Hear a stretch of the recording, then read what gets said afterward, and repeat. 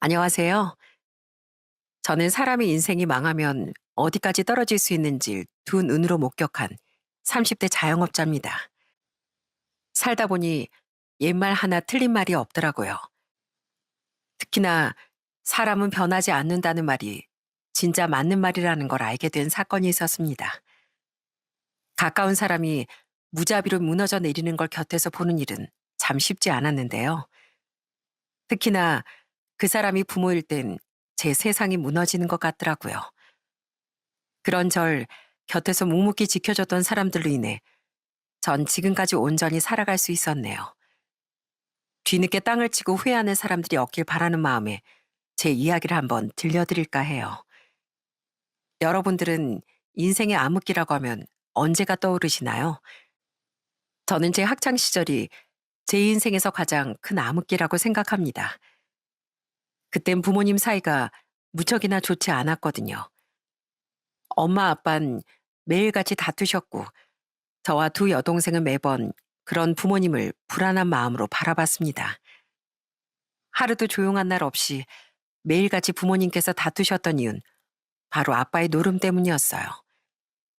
아빤 당시 일용직을 전전하면서 일을 하셨고 엄마 역시 하루도 쉴 틈 없이 일을 하셨습니다. 그렇게 열심히 번 돈을 아빤 항상 노름판에서 다 써버리고 마셨죠. 그런 아빠에게 엄만 늘 원망어린 목소리로 화를 내시곤 했습니다. 이놈의 인간, 도대체 언제 정신 차릴 거야? 자식이 하나도 아니고 셋이야, 셋. 언제까지 그렇게 노름판에서 돈 뿌리고 다닐 거냐고. 자식 보기 창피하지도 않아? 이 여편 내가 왜 이렇게 큰 소리야? 밖에서 그 돈 몇 푼 번다고 유세야? 어? 야, 우리가 지금까지 어떻게 살아왔는데 거기서 돈 안 땄으면 이렇게 살고 있을 수나 있었겠어? 그러지 말고 이번에 크게 한번 땡겨서 그만둘 테니까 모은 돈 좀 줘. 뭐? 당신 진짜 제정신이야? 우리가 언제 그 노름판에서 딴 돈으로 살았어. 내 피 빨아먹으면서 관절이 다 으깨지도록 미친 듯이 번 돈, 당신이 다 거기서 써버리는 바람에 우리가 이렇게 사는 거야. 돈? 당신한테 줄 돈 따위 없으니까 망할 거면 당신 혼자 망해. 우리까지 그 구렁텅이에 끌고 가지 말고. 아빠의 노름으로 인해 부모님이 고생고생하며 마련한 집도 팔았었고 엄마가 힘들게 모은 돈도 모두 다 탕진을 했지만 아빤 정신을 차리지 못했습니다. 오히려 돈을 벌 수 있다며 허무맹랑한 소리만 해대셨죠. 나중에 알고 보니까 노름에 중독된 사람들이 다들 이런 말을 한다고 하더라고요. 결국 엄만 더 이상 아빠에게 희망이 없다 생각하셨고 제가 18살에 세 딸을 데리고서 이혼을 하셨습니다. 그 뒤론 아예 아빠와는 연락도 하지 않으셨고 저희 역시 아빠를 아빠라 생각하지 않았어요. 집안의 원흉이었던 아빠가 사라지고 나니 저희 집엔 평화가 찾아왔습니다. 엄만 세 딸들을 키우기 위해 전보다 더 열심히 일을 하셨고 저흰 그런 엄마를 보며 삐뚤어지지 않고 바르게 자랐습니다. 사실 전 공부를 잘하는 편은 아니다 보니 전문대를 나와 평범한 직장에 취직을 하게 되었어요. 동생들은 그래도 나름 공부를 잘해서 4년제 대학을 나와 좋은 직장에 취직을 했죠. 저희 세 딸들이 다 성인이 되고 자기 밥벌이를 하기 시작하니까 그때부턴 슬슬 집안 상황도 좀 좋아지기 시작하더라고요. 어디 하나 기댈 곳이 없으니 저희 네 여잔 서로 더 똘똘 뭉쳐서 열심히 생활을 했습니다. 평생을 고생하면서 일을 한 엄만 딸들이 나중에 시집가게 되면 뭐라도 해주고 싶어서 일을 손에서 놓지 않으셨고 저희 세 딸들은 그런 엄마를 평생 편안하게 쉬게 해드리고 싶어 더 열심히 일을 했습니다. 그러다 제가 32살에 결혼을 하게 되었을 때 누구보다 기뻐한 사람이 바로 엄마였습니다. 사실 엄마의 생각에선 당신 이혼을 하시고 거기다 생활도 넉넉지 않으니 딸들 결혼에 방해가 될 거란 생각이 크셨었어요. 거기다 결혼을 해도 혹여나 친정이 넉넉지 못하니 시댁에서 무실당하면 어쩌나 걱정이 많으셨죠. 그렇지만 엄마의 걱정과는 다르게 전 너무나 좋은 시댁을 만났습니다. 저희 시댁은 시부모님과 남편이 있는데 사실 시댁에도 사연 하나가 있었어요. 바로 남편의 친부께서 남편이 16살 때 뇌출혈로 세상을 떠나셨다는 겁니다. 남편의 친부께선 아마추어 운동선수였는데 정말 다정다감하고 남편을 누구보다 사랑하고 아껴주는 분이었어요. 그런 아버지가 돌아가시고 난 후로 남편은 평생을 아버지에 대한 그리움으로 살았습니다. 그런 남편의 그리움을 저도 느꼈던 때가 있었는데요. 남편과 연애를 하던 시절에 매일같이 금목걸이를 목에 걸고 나오는 남편을 보고 제가 물었던 적이 있었어요. 어딜 가도 그 목걸이는 항상 빼지 않고 늘 목에 차고 다니더라고요. 오빠, 그 목걸이 뭐야? 매번 그렇게 차고 다녀? 누가 준 건데? 디자인이 어른들 하는 목걸이인 것 같아. 아, 그지? 이거 우리 아버지가 돌아가시기 전까지 늘 착용하셨던 거야. 그래서 약간 디자인이 좀 그렇긴 한데 아버지가 나한테 남기신 유일한 유산이거든. 난 이거라고 있으면 아버지가 날 지켜주는 것 같아서 빼질 못하겠더라고. 다른 건 몰라도 이건 절대 내가 잃어버려서도 안 되는 그런 물건이야. 정말 매일같이 어떤 일이 있어도 늘 소중하게 지니고 다니는 그 금목걸이를 보면서 남편의 애틋한 마음을 느낄 수 있었답니다. 그런 남편을 시모께선 정말 사랑으로 아끼며 키우셨고 그 덕분에 남편은 밝고 건강하게 누구보다 착한 사람으로 잘 자랄 수 있었어요. 그리고 시모는 남편이 성인이 되고서 지금의 시부를 만나 재혼을 하셨답니다. 정말 다행히도 재혼하신 시부께서도 너무나 좋으신 분이었어요. 남편을 친아들처럼 아껴주시고 저도 며느리로서 존중해 주셨고요. 그런 집안에 시집을 가서 잘 살고 있는 모습을 보면서 엄만 참 다행이라며 마음을 많이 놓으셨죠. 전 결혼 후에 바로 첫째 아들 낳았고 그 다음에 딸을 낳게 됐습니다. 연년생 아이를 키우다 보니 저도 정말 정신없이 결혼 생활을 했던 것 같아요. 그런절 옆에서 시모와 엄마가 정말 많이 도와주셨답니다. 언젠가 한 번은 제가 둘째를 출산하고 산후조리를 할 때 저희 집에 아이를 봐주시러 양가 어머님 두 분 다 오셨던 날이 있었어요. 며칠 저희 집에 계시면서 양가 어머님 두 분이서 얘기도 많이 나누시며 정말 많이 가까워지셨습니다. 그때 마지막 날 두 분이서 집으로 가시기 전에 다 같이 식사를 했었는데 저희 엄마가 시모께 너무 감사하다며 인사를 하신 적이 있었어요. 그런데 그때 시모가 하신 말 때문에 엄마가 한참 우셨습니다. 사부인, 정말 감사합니다. 사실 저도 한 집안 며느리였다 보니까 시집살이도 당해보고 결혼 생활이 만만치 않다고 생각을 해서 저희 딸 걱정을 참 많이 했었거든요. 그런데 요 며칠 이렇게 지내다 보니 저희 딸이 이렇게 존중받고 사는구나 싶어서 안심되면서도 참 기뻤습니다. 정말 감사드려요. 저희 딸 아껴주셔서 너무 감사드립니다. 아유, 감사는요 뭘. 저야말로 감사드리죠. 곱게 키운 따님 시집 보내 연달아 두 아이 낳느라 고생했는데 저희가 뭐 해줄 수 있는 것도 없고 제가 이렇게 와서 당연히 도와줘야죠. 그리고 무엇보다 하경이가 참 잘합니다. 저를 누구보다 잘 챙겨줘요.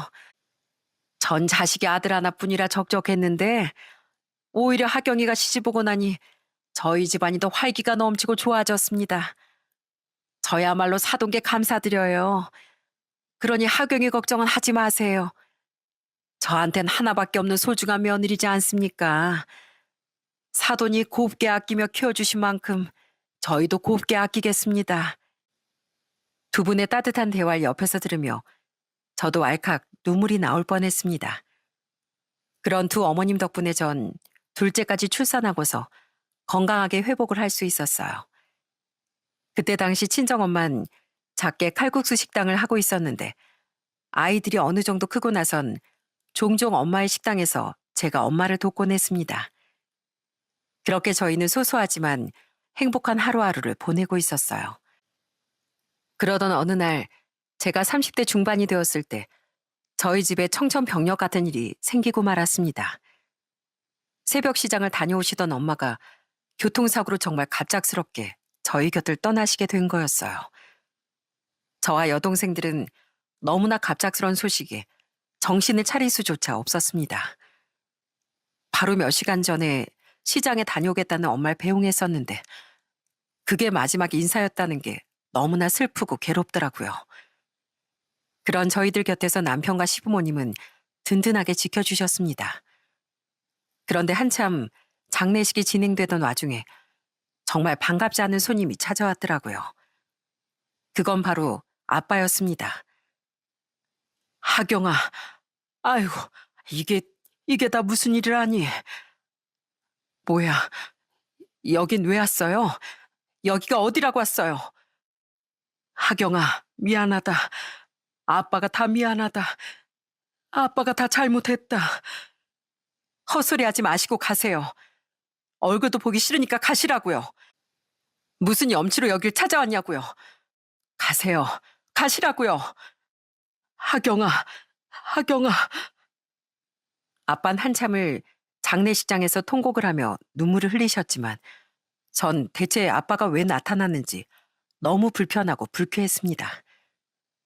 아빠라는 사람은 제 결혼식에도 오지 못하셨어요. 엄마가 절대 제 결혼식에 참석하지 못하게 하셨기 때문이었죠. 저희 역시 평생을 원망하며 그렇게 살았었는데 엄마가 돌아가시자마자 장례식장에 찾아오니 너무 화가 나더군요. 그런 저희 마음을 어떻게든 돌려보려고 했는지 아빤 장례식 내내 자리를 뜨지 않고 장례식장 앞을 서성이셨습니다. 저희가 얼굴도 보고 싶어 하지 않으니 안까진 들어오지 못하셨지만 밖에서 묵묵히 자리를 지키셨습니다. 그렇게 내내 잠도 안 주무시고 밥도 드시지 않으시고 눈물만 흘리는 아빠를 보면서 결국 남편이 저희를 설득했어요. 여보, 그래도 아버님 여기까지 오셨는데 식사라도 한 끼 하고 보내드리자. 뭐? 밥? 당신 지금 그런 말이 나와? 당신 아무것도 몰라서 그런 말 할 수 있는 거지. 어떻게 엄마 장례식장에 얼굴에 들이밀 생각을 해? 맞아요, 형부. 우리가 저 인간 때문에 얼마나 고생하면서 살았는데, 엄마가 얼마나 힘들게 살았는데, 절대 엄마 장례식장에 발들이게 할 수 없어요. 그래, 당신 마음도 이해하고, 처제들도 다 이해해. 그렇지만 제일 못된 사람은 자기 잘못을 모르는 사람이라잖아. 아버님께서 자기 잘못 인정하고 반성하시는데, 그래도 한 끼만이라도, 아니면 어머니께 인사라도 한번 하게 해드리자. 남편은 계속해서 저희를 설득했지만 저흰 결국 마음을 열지 못했습니다. 다만 남편의 부탁으로 아빠는 엄마에게 마지막 인사를 할 수 있었고 그렇게 조문을 하고서 아빠는 장례식장을 떠나게 되었어요. 엄마를 떠나보내던 그날은 유난히도 날이 화창하고 좋았습니다. 구름 한 점 없이 깨끗했던 하늘을 보면서 엄마가 부디 하늘에선 행복하게 잘 지내길 기도했어요. 오열과 통곡 속에서 엄마를 보내야만 했지만 전 엄마를 보내드리며 한 가지 약속을 했답니다. 꼭 저희 가족들을 어떻게든 제가 지키겠노라고. 그렇게 눈물로 엄마를 보내고서 전 더 정신을 차리고 열심히 살아가기로 다짐했어요. 엄마와 같이 일을 하던 칼국수 집을 저 혼자 어떻게든 계속 운영해야 되겠다는 생각이 들었습니다. 그래서 장례식 후 전 바로 일을 시작했어요. 남편이 출근하면서 동시에 전 애들을 데리고서 식당으로 향했습니다. 아직 어린애들을 식당에서 돌보며 전 음식 준비를 했었죠. 사실 그렇게 일을 하는 게 쉽진 않았지만 어떻게든 엄마가 남긴 유일한 재산을 잘 지키고 싶었어요. 그래서 정말 무리하면서까지도 일을 했었던 것 같네요. 그런 절 참 안타깝게 생각했던 사람이 바로 남편이었습니다. 남편은 그런 제 마음을 누구보다 잘 알았기에 그저 묵묵히 제 곁을 지켜주고 도와줬어요. 사실 애 둘을 돌보면서 식당 일까지 하다 보니 체력이 많이 떨어져 집안일을 제대로 하지 못할 때도 많았는데 그럼에도 불구하고 남편은 단 한 번도 저에게 잔소리를 한 적이 없었습니다. 더군다나 늘 퇴근을 하고선 제 일을 도와주러 오곤 했어요. 처음엔 저도 엄마와의 이별을 솔직히 받아들이지 못해서 그랬는지 제 마음만 생각을 했습니다. 그런데 어느 순간 고생하는 남편이 눈에 보이기 시작하더라고요. 하루는 제가 저녁 마지막 주문을 받고서 주방 한켠에 앉아 있다가 깜빡 졸았던 적이 있었습니다. 그러다 순간 화들짝 놀라서 깼더니만 이미 주방이 싹 정리가 되어 있더라고요. 바로 남편이 주방 마감 청소까지 다 해둔 거였죠. 전 너무 놀라 남편에게 물었습니다. 아우, 날 깨우지. 나도 모르게 그만 깜빡 졸았네. 언제 청소를 다 했어. 청소하는 소리도 못 들었는데 그냥 깨우지. 하도 곤히 자길래 그냥 나 혼자 했지 뭐. 괜찮아. 근데 당신 지금까지 이걸 혼자서 다 한 거야? 당신 진짜 힘들었겠다. 난 그것도 모르고 맨날 홀 정리만 내가 했네. 앞으로 나한테 주방 청소 맡겨. 괜찮아. 당신이야말로 출근했다가 또 여기 출근하는 거 힘들지 않아? 나야 엄마 가게 어떻게든 지켜보겠다고 아등바등 하는 거지만 당신은 그럴 필요 없잖아. 왜 그럴 필요가 없어. 나한테도 장모님이 얼마나 소중한 분인데. 근데 여보, 장모님이 당신 이렇게 고생하는 거 진짜 원하실까? 내가 그래도 우리 장모님 잘 알잖아. 장모님은 당신이 이렇게 아등바등 사는 거 원하지 않으실 것 같은데. 여보, 나 당신 마음 누구보다 잘 알아. 나도 우리 아버지 보내고 이 목걸이 평생 내 품에서 떼어내보질 못했잖아. 근데 지금 와서 생각해보니까 그게 다 그냥 미련이더라고. 아버지한테 못한 것만 생각나니까 그래서 내가 내내 아버지를 놓지 못하고 그랬던 것 같더라고. 난 당신이 장모님이랑 행복한 추억만 기억했으면 좋겠어. 이렇게 당신 몸 상해가면서 힘들게 지내지 않았으면 좋겠다고. 그냥 그 말이 하고 싶었어. 그때 담담하게 말하는 남편의 말을 듣고서 전 저도 모르게 눈물이 나왔습니다. 남편 말대로 전 엄마에 대한 미안함 때문에 그 식당에 과도하게 집착을 하고 있었더라고요. 그 말을 듣고 나서부턴 제 마음을 점점 조금씩 내려놓자 다짐을 하게 되었죠. 그 무렵 또다시 반갑지 않은 손님이 저를 찾아왔더라고요. 바로 아빠였습니다. 처음에 아빠가 저희 식당에 왔을 땐 진짜 소금까지 뿌리며 아빠를 쫓아냈어요. 그런데 뻔뻔하게도 아빤 계속해서 저를 찾아왔습니다. 하경아, 이 아빠 말 좀 들어봐. 아빠요? 저희한테 아빠 없어요. 진작에 아빠라는 사람 저희 마음에서 지운 지 오래라고요. 여기가 어디라고 찾아오세요? 더 이상 찾아오지 마세요. 아셨어요? 다시 찾아오면 그땐 이렇게 좋게 말로 안 할 겁니다. 미안한 마음 진심이라면 절대로 찾아오지 마시라고요.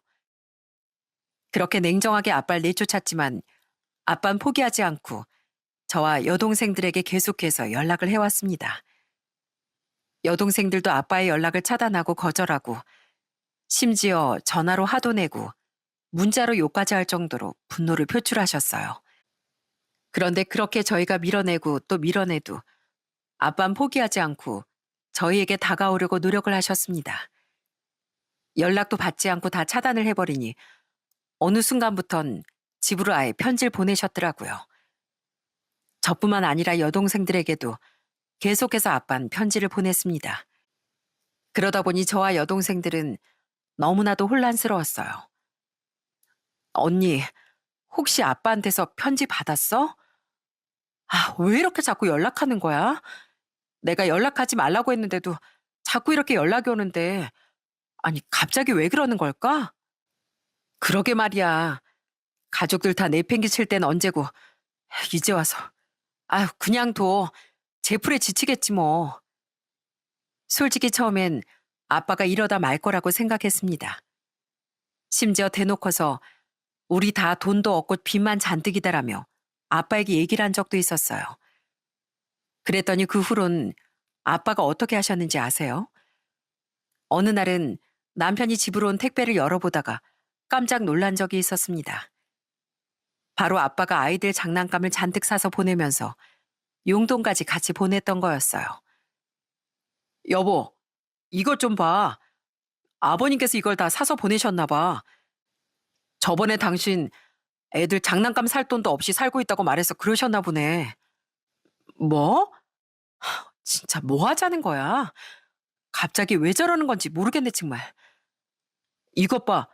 용돈까지 봉투에 넣어서 보내셨어.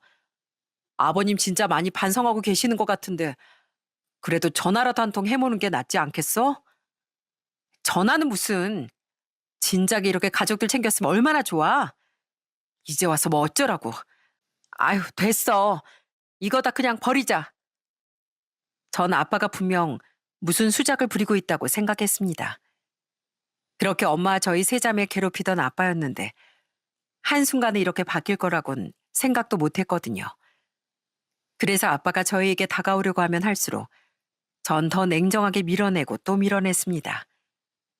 그렇게 아빠의 노력은 거의 2년 동안 계속됐어요. 아빠는 포기하지 않고 연락을 해왔고 자신이 지금껏 어떻게 살았는지, 얼마나 반성을 하고 있는지, 가족의 소중함을 뒤늦게 깨달았음을 계속해서 저희에게 보여줬습니다. 그러다 보니 저와 동생들의 마음도 조금씩 풀리기 시작하더라고요. 아빤 저희 애들 개월수까지 다 기억을 하셔서 제가 말을 하지 않아도 어떻게 딱 맞는 옷들을 사서 보내시기도 하고 저희 세자매 생일이 되면 늘 선물도 보내왔습니다. 그런 아빠의 노력을 보면서 정말로 사람이 달라진 건 아닐까 생각이 들었죠. 그래서 마침내 엄마가 돌아가시고 2년이 지났을 무렵 엄마가 잠든 그곳으로 전 가족들을 전부 불러 모았습니다. 아빠도 그곳에 참석을 했어요. 그 자리에서 아빤 돌아가신 엄마 저희 세자매에게 진심으로 사과를 하셨고요. 먼저 아빠가 지금까지 아빠 노릇을 못해서 정말 미안하다. 그땐 사는 게 팍팍해서 그게 내 동아줄인 줄 알았어. 지금 생각해보면 정말 한심하기 짝이 없는 일이었는데 왜 그렇게 못난 생각을 했던 건지 모르겠다. 정말 미안하구나. 너희들 엄마한테도 내가 정말 할 말이 없다. 평생 고생만 하면서 살게 했는데 이제와 아빠 노릇하겠다는 것도 염치 없다는 거 잘 알고 있어. 그렇지만 아빠가 앞으로는 아빠 노릇 정말 잘하마. 이제 내 나이 60대가 넘었지만 나 지금도 열심히 일하고 있다. 그러니 아빠 한 번만 좀 믿어다오. 정말, 정말로 이번에 믿어도 되는 거예요? 진짜 이번에 또 그러시면 저희 2번 다시는 안 봐요. 아셨죠? 엄마 앞에서 약속하시는 거예요? 그래. 아빠가 더 이상 그런 못된 잘못 하지 않으마. 평생 내 잘못 뉘우치면서 너희들에게 정말 잘하마. 애비노로 잘할 테니 지켜봐다오. 그렇게 그날을 시작으로 저흰 아빠 연락을 하게 됐습니다. 아빤 따로 작은 원룸에서 혼자 지내고 계셨고 정말로 현장직으로 열심히 일하시며 살고 계시더라고요. 그러면서 차곡차곡 돈을 모아 저희 애들한테 용돈도 쥐어주시고 여동생들한텐 맛있는 밥도 사주시곤 했습니다. 정말로 아빠의 달라진 모습을 보면서 저희 세자매 역시 아빠에게 마음을 많이 열게 되었어요. 그리고 2 여동생들이 결혼할 때 아빠는 혼주석에 앉게 되었답니다. 아빠는 큰 돈은 아니지만 여동생들이 결혼할 때 모아둔 돈을 동생들 손에 쥐어주셨어요. 그러면서도 참 미안해하셨습니다. 애비가 못나서 이 정도밖에 못해주는 게 참 미안하구나. 내가 진작에 정신 차렸다면 더 좋은 환경에서 결혼할 수 있었을 텐데 정말 미안하다. 아니에요, 아버지. 고마워요, 아빠. 엄마 그렇게 가시고 동생들 결혼식 혼주석에 앉을 사람이 없겠다 싶었는데 아버지가 이렇게 앉게 되니까 그래도 든든하고 좋네요. 그렇게 2 여동생들이 결혼하면서 저희 집엔 식구가 늘어나게 됐습니다. 제부들도 너무나도 성실하고 좋은 사람들이었어요. 각자 그렇게 가정을 꾸리고 잘 사는 모습을 보면서 한편으론 엄마가 이 모습을 보면 참 좋았겠다 싶은 생각도 들었습니다. 그 뒤로 저희 집은 정말 평생 꿈꿔왔던 화목한 집이 되어가는 듯 했어요. 그런데 그 행복은 그렇게 오래 가지 못했습니다. 어느 날부턴가 아빠와 통화를 하는데 목소리가 영 심상치 않더라고요. 아빠, 어디 안 좋으세요? 목소리가 너무 안 좋은데 병원은 가보셨어요? 아니다. 그냥 탈이 좀 난 것 같아. 소화가 잘 안 되는 거 보니 뭘 잘못 먹었나 보다. 좀 쉬면 낫겠지 뭐. 그냥 탈난 것 같지가 않은데 얼른 병원 가봐요. 어디 많이 안 좋은 것 같은데. 오늘 안 그래도 가기 쉬니까 같이 가요, 아빠. 괜찮대도 약 먹고 좀 쉬면 나아질 거야. 오랜만에 쉬는 날인데 하경이 너도 쉬어야지. 내내 식당 일 하느라 고생했잖니. 아빤 좀 쉬면 괜찮아지니 걱정하지 말어. 목소리가 그렇게 안 좋으신데 제가 어떻게 편하게 쉬어요. 바로 갈 테니까 준비하고 계세요. 그렇게 아빠를 모시고서 병원으로 향했는데 정말 단순히 체한 줄로만 알았던 아빠의 몸 상태는 생각보다 좋지 않았습니다. 병원에선 바로 입원을 권유하게 되었고 결국 아빤 입원을 하실 수밖에 없었어요. 그 뒤로 여러 검사를 한 결과 아빠의 병명은 위암이었습니다. 워낙 오랫동안 몸 관리를 하시지 않으셨으니 그런 큰 병이 올 수밖에 없었던 거였죠. 너무나도 속상하고 죄송한 마음도 들었습니다. 이러다 엄마에 이어 아빠까지 잃는 건 아닌지 너무나 두렵기도 했어요. 그렇지만 천만다행으로 아빠의 위암은 초기 단계였습니다. 그래도 병기가 심하지 않은 상황이라 치료만 잘 받으면 다시 건강을 회복할 수 있는 상태였죠. 그렇게 아빠는 열심히 병원 치료를 받으셨고 퇴원도 하실 수 있게 되었어요. 그런데 아빠가 퇴원하실 무렵 남편이 저한테 뜻밖의 제안을 하더라고요. 여보, 아까 아버님 댁에 모셔다 드리면서 보니까 아버님 식사도 제대로 안 하시는 것 같던데 앞으로는 건강관리 더 잘하셔야 되지 않을까 싶어서 말이야. 우리 이참에 그냥 아버님 모시고 사는 게 어떨까? 뭐? 아빠를 모시고 살자고? 당신 그럴 수 있겠어? 아무리 그래도 장인어른이랑 사는 거 쉽지 않을 텐데. 쉽지 않겠지. 근데 내가 우리 아버지 돌아가셔서 가장 후회한 게 뭔지 알아? 살아생전 잘 못해드린 거야. 그게 너무너무 후회가 되더라고. 그때 내 나이가 너무 어렸으니까 조그만 내가 더 컸더라면 아버지 그렇게 보내드리지 않았을 텐데 너무 후회가 되더라고. 난 아버지 돌아가실 때 내가 해준 게 아무것도 없었어. 그래서 장인어른만이라도 내가 후회 없이 잘해드리고 싶어. 여보, 당신 마음 알겠어. 그렇지만 굳이 그렇게까지 하지 않아도 돼. 아니야. 당신 장녀잖아. 내가 봤을 땐 아버님 우리 애들도 너무 예뻐하시고 무엇보다 지금 열심히 잘 살고 계시니까 지금은 아버님 건강이 제일 중요한 시기니까 나중에 다시 아버님이 혼자 사시게 되시더라도 지금은 우리가 모시고 살자. 전 이런 남편의 마음이 너무나도 고맙고 미안했습니다.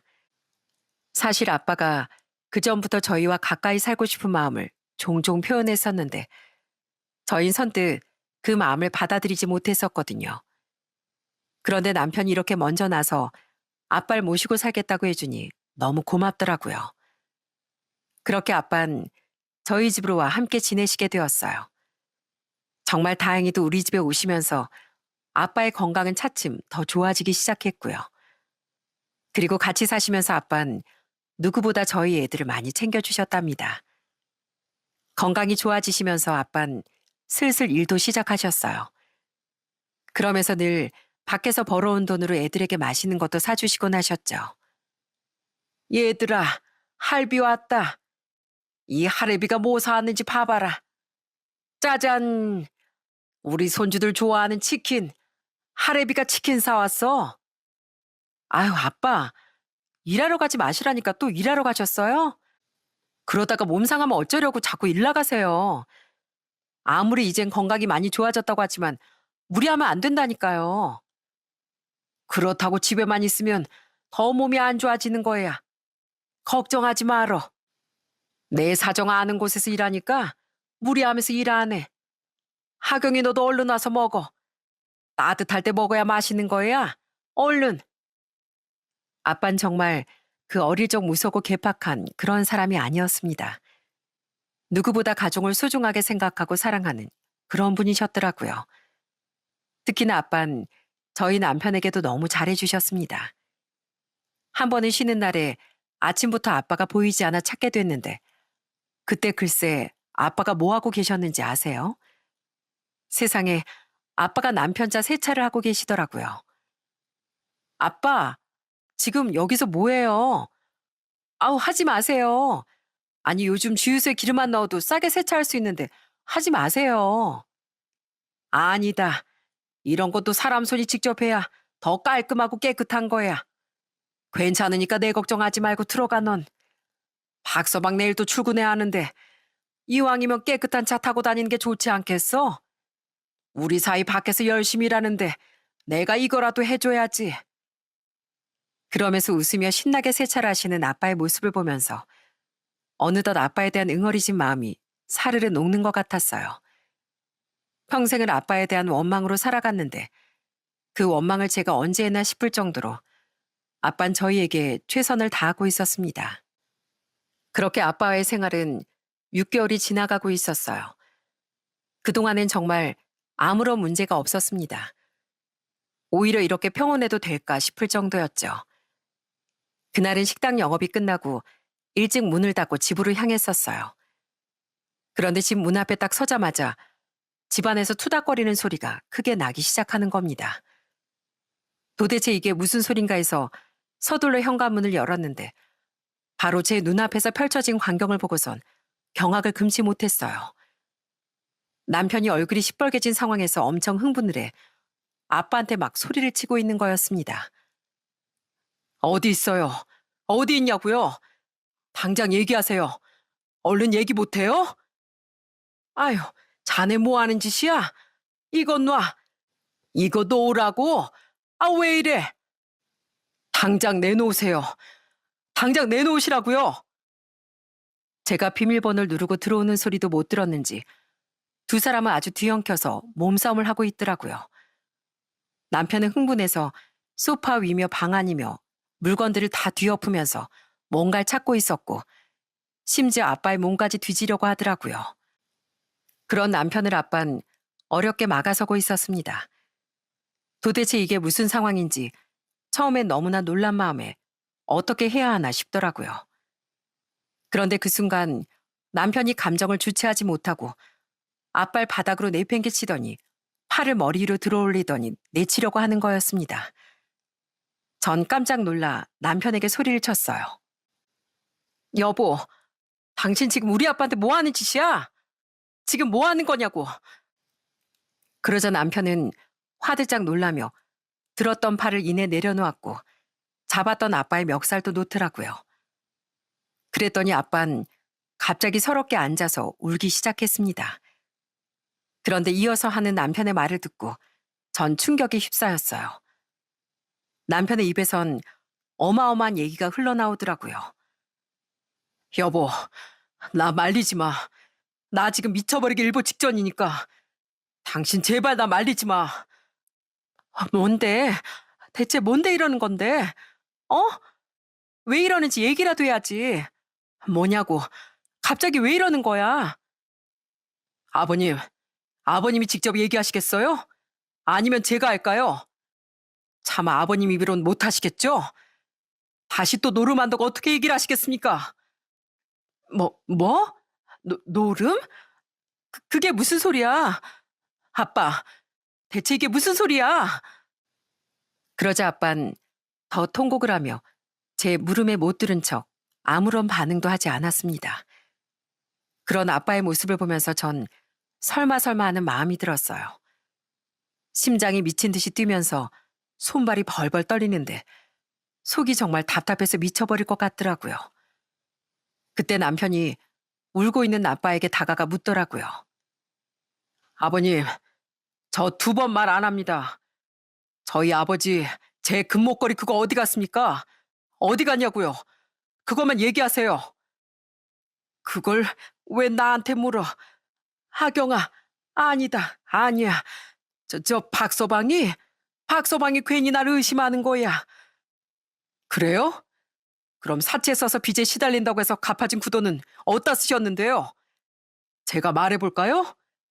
저 속이고 사채 쓴다고 저한테서 3천만 원 받아가시고선 그거 다 노름판에서 날린 거 맞죠? 언제까지 속을 줄 알았습니까? 가끔씩 일하러 가신다는 분이 대뜸 돈 벌어 올 때부터 수상했어요. 어떻게 아빠라는 사람이 자식들 마음에 또 대못을 박아요? 그게 어떻게 아빠냐고요? 자네 지금 무슨 소리 하는 거야? 내가 무슨 내가 무슨 노름을 한다고? 아, 그래요? 끝까지 발뺌하신다 이거죠? 예, 알겠습니다. 그럼 당장 경찰 부르죠. 안 그래도 집안에 이것저것 다 없어진 거 많았는데 한번 경찰 불러서 조사해보죠. 저희 애들 돌반지부터 제 목걸이며 아내 예물까지 한번 어디서 누가 팔아먹었는지 다 조사해볼까요? 그게 아니 그게 남편의 으름장의 아빤 심하게 당황스러워하더라고요. 그 모습을 보면서 전 아빠에게 물었어요. 아빠, 뭐야, 진짜야? 진짜로 아빠 밖에서 그런 거야? 솔직하게 말해봐. 정말 그런 거야? 정말 아빠 밖에서 그러고 다닌 거냐고. 그게 말이다. 하경아, 그게 뭐야.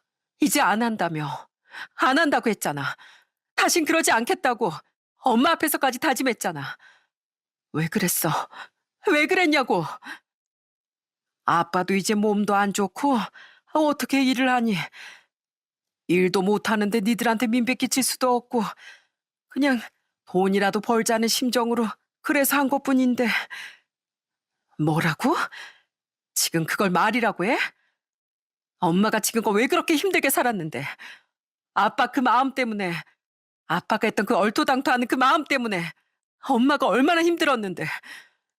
어떻게 우리한테도 그렇게 힘들게 해? 어떻게 아빠라는 사람이 그러냐고. 하경아, 미안하다. 미안해. 아빠가 어떻게든 잘 살아보려고 한 것뿐이었는데 정말 미안하다. 아빤 자기 몸이 아파서 더 이상 일을 하기 어려우니 정말 잘못된 선택을 하고 만 거였습니다. 엄마 이혼하고서 끊었던 그 노름을 한순간의 선택으로 다시 또 시작하게 된 거였어요. 노름이라는 게 진짜 무서운 점이 뭔지 아세요? 한 번 시작하면 끊을 수가 없다는 겁니다. 그렇게 땅을 치고 후회했던 아빠도 결국 다시 시작을 하고 나선 또다시 중독이 되어버린 거였고요. 남편에게 사채빚이 있다며 거짓말을 하고 3천만 원을 받아가고 나서 다 날리게 되자 집에서 귀금속이란 귀금속은 싸그리 모아 팔아 그 돈으로 또 노름을 한 거였습니다. 어떻게 이럴 수가 있는지 전 하늘이 무너지는 줄 알았어요. 전날 샤워를 하고 빼뒀던 목걸이를 남편이 그날은 차고 가지 않았었는데 집에 돌아오자마자 찾아보니 그게 싹 다 사라진 거였습니다. 거기다가 애들 돌반지며 제 폐물까지 없어지니 신고를 하려고 하다가 딱 저희 아빠가 생각이 났던 거였고요. 이 집에 들어올 사람도 없고 거기다가 이런 폐물들이 있는 곳만 딱 노려서 가지고 갈 사람은 단 한 명밖에 없었거든요. 그러니 처음엔 조용히 아빠에게 남편이 물어보려고 했는데 아빠가 너무나 당황스러워하면서 발뺌을 하는 모습을 보고 남편이 딱 직감을 한 거였죠. 결국 모든 귀금속들은 아빠가 가지고 간 게 맞았어요. 전 정말 그 자리에서 주저앉고 말았습니다. 어떻게 이렇게 사람을 또 힘들게 해. 어떻게 이렇게 사람을 못 살게 구냐고. 어떻게 사위한테 이렇게 힘들게 하냐고. 자리에 주저앉아 오열하는 절 아빠 멍하니 쳐다만 보셨고 남편은 제 등을 토닥였습니다. 그리고선 아빠에게 다가가 남편이 얘기를 하더라고요. 제발 장인어른, 제가 이렇게 부탁드립니다. 어디에 파셨어요? 그것만 얘기해 주세요. 오늘 파셨으면 아직 다른 곳에다 처분하지 않았을 겁니다. 제발요. 저한테 그 무엇보다 소중한 물건이에요. 네? 제발 말씀해 주세요. 제발 저 좀 살려주세요. 얘기만 해주신다면 제가 다 용서해드리겠습니다. 예? 그게 저기 사거리 옆에 그 문방에. 남편은 아빠 말이 끝나기가 무섭게 잡을 수도 없을 정도로 빠르게 밖으로 달려나갔어요. 얼마나 남편의 마음이 간절하고 애절했는지 남편을 뒤쫓아갈 수도 없겠더라고요. 전 남편에게 너무 미안하고 죄책감이 들었습니다. 그래서 전 정신을 차리고서 방으로 들어가 아빠의 짐을 모조리 쌌습니다. 그 모습을 보면서 아빠가 화들짝 놀라 절 말리더라고요. 하경아, 하경아 미안하다. 내가 잘못했어. 내가 진짜 잘못했다. 당신 같은 사람을 믿은 내 잘못이야. 당신은 도저히 우리랑 살아갈 자격도 없어. 자식들 보살핌 받을 자격도 없다고. 당장 나가. 나가라고. 하경아, 내가 이제 나가면 어딜 가니? 집도 다 빼고 이제 나 갈 곳도 없다. 아빠 갈 곳도 없어. 그건 내가 알 바 아니야. 그렇게 엄마를 힘들게 하더니 이젠 우리까지 힘들게 해? 거기다가 사위한테까지 이렇게 힘들게 해? 당신이 어떻게 아빠야? 당신 같은 사람은 아빠 자격도 없어. 당장 우리 집에서 나가. 나가라고. 그 더러운 손 내가 내 손으로 잘라내기 전에 당장 나가. 전 울며 불며 애원하는 아빠를 무참히 끌고서 밖으로 내쫓아 버렸습니다. 정말 아빠라고도 말하고 싶지 않았어요. 그렇게 밖으로 내쫓아내고선 온몸에 힘이 다 풀리는 것 같았습니다. 섣불리 믿었던 제 아두남의 죄책감과 남편에 대한 미안함이 밀려왔어요. 그 착한 사람에게 상처를 준 것만 같아 너무나도 미안했답니다. 그리고 한 1시간쯤 지났을까 남편이 집으로 돌아왔어요. 그리고는 절 보자마자 그냥 풀썩 주저앉고 말더라고요. 여보, 어떻게 됐어? 찾았어? 어떻게 됐대? 없대? 다급한 제 말에 남편은 조용히 품 안에서 딱 뭔가를 꺼냈습니다.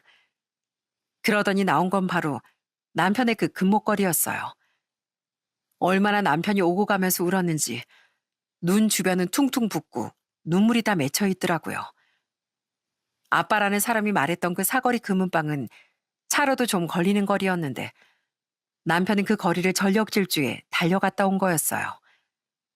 온몸은 땅으로 범벅이었고 눈물도 범벅이었습니다. 자신이 세상에서 제일 존경하고 사랑했던 아버지의 소중한 물건이었기 때문에 남편은 그렇게 사력을 다해 달렸더라고요. 그러더니 저한테 금목걸이를 보여주고선 그제서야 안심이 되었는지 남편은 기진맥진하며 그냥 쓰러져 버렸습니다. 전 그런 남편을 보고서 정말 미안함에 마음이 찢어지는 줄 알았어요. 열기로 뜨거운 남편의 몸을 감싸 안으며 전 미안하다며 사과를 했습니다. 여보, 내가 미안해. 내가 정말 잘못했어. 내가 아빠 때문에 아빠 용서하지만 않았더라면 다 나 때문이야. 다 내 잘못이야. 정말 미안해. 괜찮아. 찾았으니까. 괜찮아, 여보. 남편은 그 와중에도 괜찮다며 제 잘못이 아니라면서 그렇게 절 위로했습니다. 그리고 더 충격적인 사건이 남아 있었어요. 아빠란 그 인간이 저희 남편에게만 돈을 받은 건 아니었습니다. 내 여동생들 남편들, 제부들에게도 돈을 받았더라고요. 둘째 사이 막내 사이한테 200만 원씩 그렇게 돈을 빌렸다는 걸 들었을 때 정말 기가 막히고 어처구니가 없었습니다. 정말 그때부턴 인간의 탈을 쓴 짐승이 맞다는 생각이 들더라고요. 그래서 더 이상은 참을 수 없어 전 남편에게 고소를 제안했습니다. 사실 친족 간엔 절도죄가 성립되지 않고 특히나 원래 사인 인척이라 고소를 할 수 있지만 저희는 아빠와 동거를 했었기 때문에 이게 법적으로는 절도죄 처벌을 받지 않는다고 하더라고요. 대신 아빠가 거짓말로 빌려간 돈에 대한 민사소송을 해보는 건 어떻겠냐며 남편에게 얘기를 했습니다. 그런데 남편은 뜻밖의 답을 해주더라고요. 여보, 난 그 빌려준 3천만 원 그냥 안 받으려고. 내가 살아가면서 장인이란 분한테 최선을 다했다고 생각해줘. 그런데 더 이상은 난 내 마음속에 장인이란 사람을 지웠어. 내가 드린 3천만 원 어차피 못 받을 돈인 거 알아. 그냥 그걸로 마지막 보답을 한 거라고 그렇게 생각하자. 대신 앞으로 더 이상 그 사람 보고 싶지 않아. 알았어, 여보. 정말 미안해. 당신한테 이런 일 겪게 해서 안 되는 거였는데. 미안하긴. 당신한테 장인어른 용서해달라고 했던 사람도 바로 나잖아. 그러니 당신이 미안할 필요 없어. 대신 당신도 지금까지 최선을 다했으니까 우리 이젠 정말로 마음 접고 장인이란 사람 잊어버리자고. 그렇게 그 착한 남편은 그 돈마저 마지막 보답이라며 받지 않았습니다. 남편은 정말 그런 사람이었어요. 항상 옆에서 주변에 어려운 사람이 있으면 도와주고 자신보다 남을 먼저 배려해주고 따뜻한 사람이었죠. 한 번 큰 소리를 내지 않았던 그런 남편이었는데 이런 사람을 그토록 화를 나게 만든 유일한 사람이 아빠라는 사람이었다는 게 얼마나 미안했는지 모릅니다. 그런 제 마음을 또 어김없이 안아줬던 건 남편이었죠. 그 뒤로 저와 제 여동생들은 더 이상 아빠와의 연락을 하고 있지 않습니다. 아예 연락을 차단하고 정말 평생 눈 감는 날까지, 아니 그 후가 있다면 그 후까지도 보고 싶지 않다고 생각을 하고 있어요. 아빠라는 사람은 지금 어떻게 살고 있는지 아세요? 나이 70 넘어 지금 혼자서 고시원 한 달 25만 원짜리 월세방에 살고 있다며 연락이 왔더라고요. 그 수많은 연락을 차단했는데 어떻게 또 방법을 찾아내 기어코 연락을 해대는 그 아빠라는 사람에게 전 마지막으로 소리를 쳤습니다. 하경아, 정말 미안하다. 아빠가 진짜 잘못했다. 나 우리 손주들이 너무 보고 싶구나. 나 정말 노름 끊었어. 앞으로는 절대 그런 짓 하지 않으마. 정말 미안하다. 저희가 그 말을 또 믿을 줄 알고요? 한 번도 아니고 두 번이나 배신한 사람을 어떻게 믿어요? 지금도 당신을 용서했던 그때가 얼마나 후회되는지 몰라요. 당장이라도 당신 찾아가서 소금이라도 제대로 뿌려주고 싶은데 내가 당신하고 똑같은 사람 되고 싶지 않아서 꾹 참는 거예요. 다시 한번 우리한테 연락하거나 접근하는 순간 나 가만히 있지 않을 거예요. 못 받은 돈까지 당신 어디서 굴려서라도 한 푼도 빠짐없이 받을 거니까 그렇게 살고 싶으면 어디 연락 계속하세요. 그리고 일말의 죄책감이라도 있다면 평생 당신 죄에 반성하면서 뉘우치면서 그 골방에서 외롭게 사세요. 그렇게도 우린 용서 못할 거니까요. 하경아, 하경아. 그렇게 전 냉정하게 아빠라는 사람의 전화를 끊어버리고 차단을 했습니다. 자식으로서 그래도 마지막으로 기회를 줬던 거였는데 이렇게 자식의 마음을 무참히 짓밟는 사람은 도저히 아빠라고 할 수 없을 것 같네요. 지금은 저흰 다시 일상으로 돌아왔습니다. 한동안 남편과 정말 속 깊은 얘기를 많이 나눴어요. 솔직히 전 죄책감 때문에 남편 얼굴도 보기 힘들어 했습니다. 그런 절 오히려 감싸주고 이해해주는 남편에게 전 더 잘해주려고 최선을 다하고 있어요. 저희 자매들은 그전에도 워낙 사이가 좋았지만 그 일이 있고 나서부턴 더욱 똘똘 뭉쳐 잘 지내고 있답니다. 특히나 저희 남편이 큰 사이로서 어른스럽게 사이들을 이끌어주고 있네요. 가족 여행을 종종 갈 때가 있는데 그때마다 리더십을 발휘해 제부들도 잘 챙겨주고 제 여동생들에게도 잘해준답니다. 비록 전 아빠 복은 없었지만 대신 남편 복은 제대로 있는 것 같습니다. 이 복을 감사히 여기면서 저 역시 남편에게 그리고 시부모님께 잘할 겁니다. 누구보다 제 편이 되어주는 남편에게 너무나 고맙고 사랑한다는 말을 꼭 남기고 싶어 이렇게 글을 써봤습니다. 저도 여기 채널에서 사연들 자주 듣지만 듣다 보면 옆에 있는 소중한 사람을 소홀하게 대하는 분들이 생각보다 많으신 것 같더라고요. 소중한 건 잃고 나서야 그 소중함을 안다고 하잖아요. 그런데 잃고 난 후에 후회해봤자 다시 되돌릴 수 없습니다. 그러니 잃기 전에 소중함을 꼭 깨닫고 아끼고 사랑해주는 게 중요하다고 생각합니다. 여러분들 주변에 자신을 누구보다 믿고 사랑하는 사람이 있다면 다른 어떤 것보다 그 사람을 아끼고 사랑해 주시길 바랄게요. 지금까지 긴 글 읽어주셔서 정말 감사합니다. 모두들 행복하시길 바라며 이만 사연을 마치도록 할게요.